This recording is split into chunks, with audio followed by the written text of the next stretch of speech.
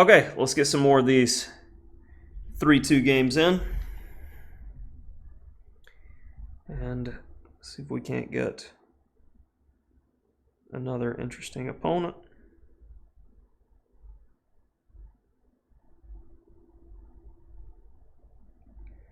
Pretty please, someone accept the challenge.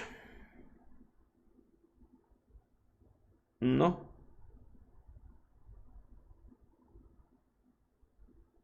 No challenge accepted.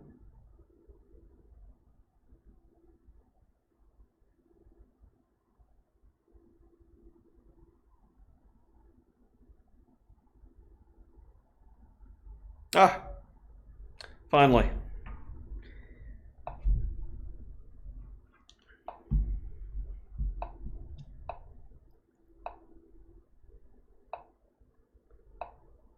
I've faced this one a few times too. The main idea is you want to not play the bishop to g2 so the knight can come back.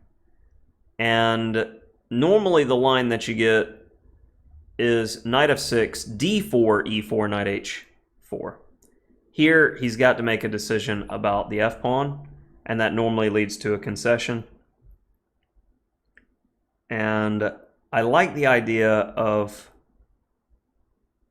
playing d3 in this variation, since normally I have the pawn on d4. Slight changes can make a significant difference, so I feel like testing the position. Not a move I'm intimidated by if he takes there, because he's giving up the bishop pair.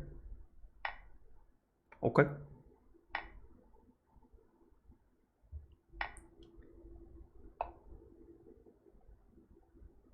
I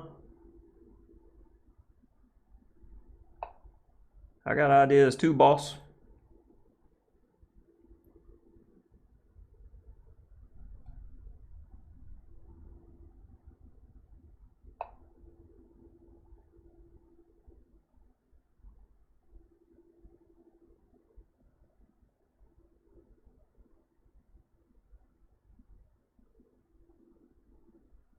Pure defense. Let's see what we get.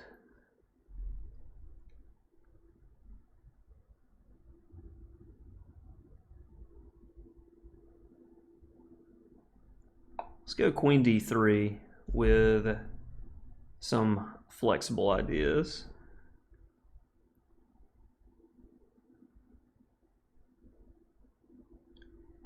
I was actually looking for this.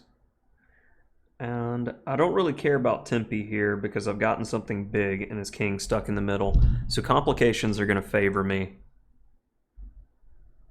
in the long run.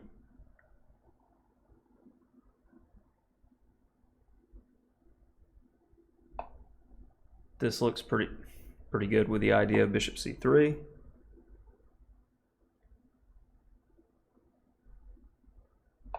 That doesn't seem too intimidating.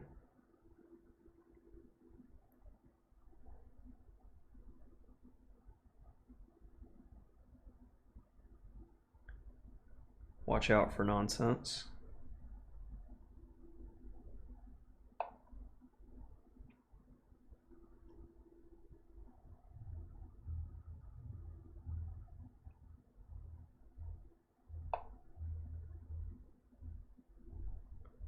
Big threat.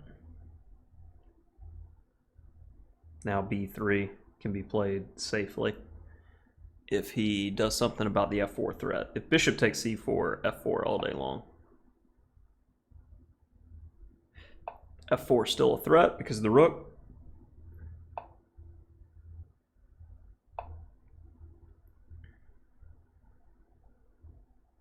Still hard to get his king out of the middle.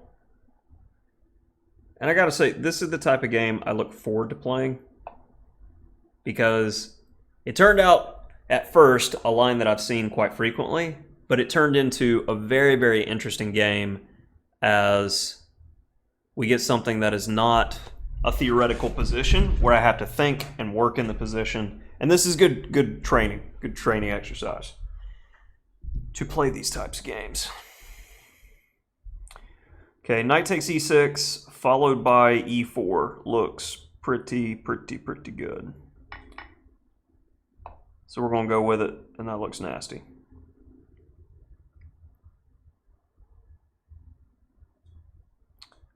Pins make wins. Or so they say. Not sure who they is in this situation, but they are right.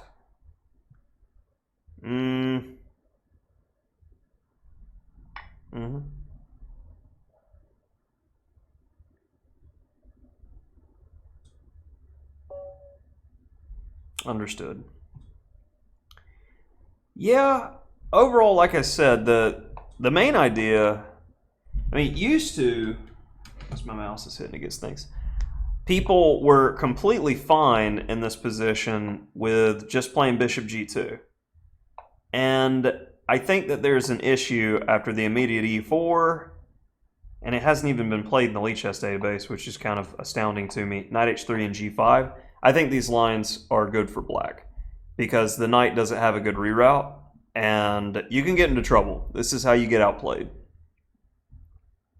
So much better was d4, and after e4, knight h4, and on d6 or g6, you pressure the pawn in order to go bishop g5, and even still, statistically, it looks like black's getting the better of it, but I'd looked at, like for instance, knight d5 as something that I'd looked at in the past, where you just get a slow maneuvering position, which is the type of position that I typically enjoy. You can also, instead of knight d5, just castle and play f3, and it's a game, but it's so much better than your knight being stupid on h3. But e4 immediately, and also, if you want to avoid this altogether, you can just play for d4 straight away. And you can either go knight g5, or you can get this fixed French-like colors reverse position, which definitely white has no problems here. But we get a very interesting position. I evaluated this properly, except knight d5 immediately is a bit better because bishop f4. And that's monstrous. Much cleaner than what I played. Rook g1. Very logical. And those are the types of moves that separate people and engines, as I had a clear plan to try to uncork. Of course, here is met by this, which is very nasty. Bishop c3 is good. I evaluated that, but bishop takes e5 is even stronger. Logical. F4 anyway. Makes sense. And I just wanted all my pieces developed. And here's a good opportunity to force trades. And f4 is coming, even with knight f3. I'm going to wreak havoc with the bishop pair. His king's not going to be safe. I don't see the plan for black. I understand the 4-point edge given to me in the position. That's going to do it for this one.